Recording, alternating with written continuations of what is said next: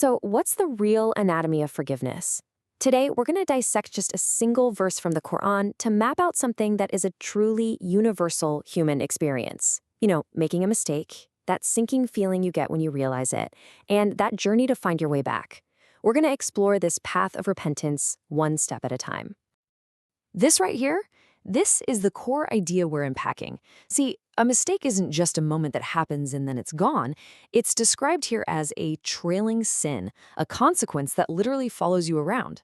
So the question is, how do you deal with a stain that just won't seem to wash out?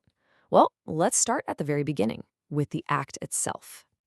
Before we can even get to forgiveness, we have to understand the nature of the mistake. The verse we're looking at describes this transgression in two really distinct and I think powerful ways.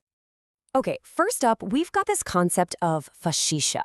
Now, this is not a small slip-up. This is a conscious act that you know is a complete 180-degree turn from what's right. It's a flagrant violation, something that just stands in stark opposition to your own moral compass. Now, the second description is zulm, and this one is fascinating. It's defined as an injustice. But here's the twist. It's an injustice you commit against yourself. It's the act of devaluing your own worth, of putting something precious, something valuable, where it just doesn't belong. The source material uses this really powerful analogy to explain this idea of self-injustice. Imagine a beautiful, fine meal prepared just for you. That meal, that represents your value, your worth. Committing zulm is like taking that very meal and just giving it to a dog. You haven't just wasted the food, you've profoundly wronged yourself by misplacing your own value. So the mistake has been made. It was either a glaring contradiction, an act of self-injustice, or maybe even both. But the story doesn't end there, not at all. In fact, this is where the journey really begins, with a crucial turning point. So, this is the big question, right? What is it that pulls you back from the brink? What is that internal spark that just stops the mistake in its tracks and starts you on the journey back home? The answer is a concept called zikr, and it's probably not what you think. We're not talking about a ritual chant here. In this context, zikr is a sudden flash of remembrance, a moment of stunning clarity that hits you right in the middle of the act. It's that internal voice that just screams, wait, what am I doing? This isn't me. That is the awakening. So here's how it plays out, like a rapid-fire sequence. First, the transgression happens. Then, that spark of zikr, that memory of what's right, ignites. And that spark, in the very same moment, triggers istighfar, which is an instinctive, gut-level plea for forgiveness, for cover. Okay, so you've had that moment of realization. You've asked for forgiveness, but the act itself, it's already happened. It's out there. And according to this text, it doesn't just evaporate. No. It has an aftermath. The word that's used for this consequence is zanab, which literally implies something with a tail. The source calls it a trailing sin, a mistake whose consequences literally follow you, spreading out from that one single moment in time. And the source uses some really raw, vivid analogies to explain this. A trailing sin is like tracking filth all across a brand new, clean carpet. It's a foul stench that follows you wherever you go. It's a visible stain on your character that just taints everything and everyone around you. It's a mess.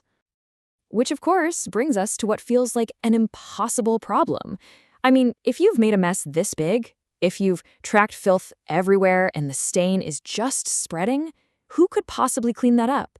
Who can remove a stench that has already filled the air?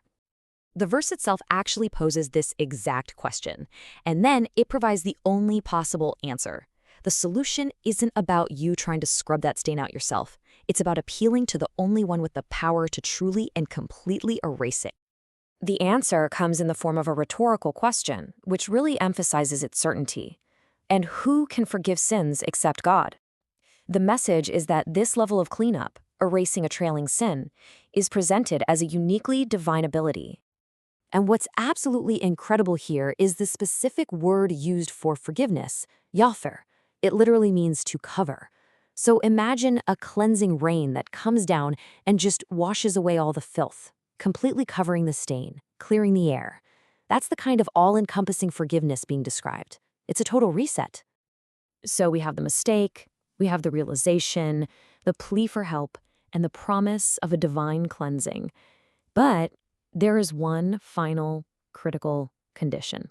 And this part is entirely up to the individual.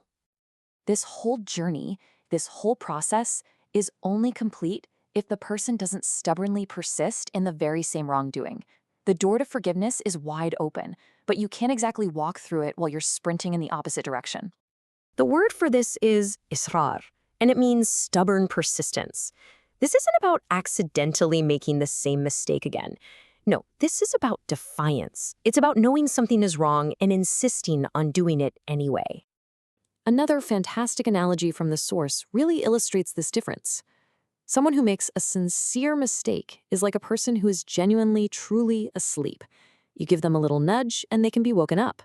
But someone who stubbornly persists, that's like a person who is only pretending to be asleep. They hear the call, they know they should get up, but they just refuse to stir. And that right there is the punchline. You can help someone who is genuinely trying to wake up, but you can't wake up someone who is only pretending to be asleep.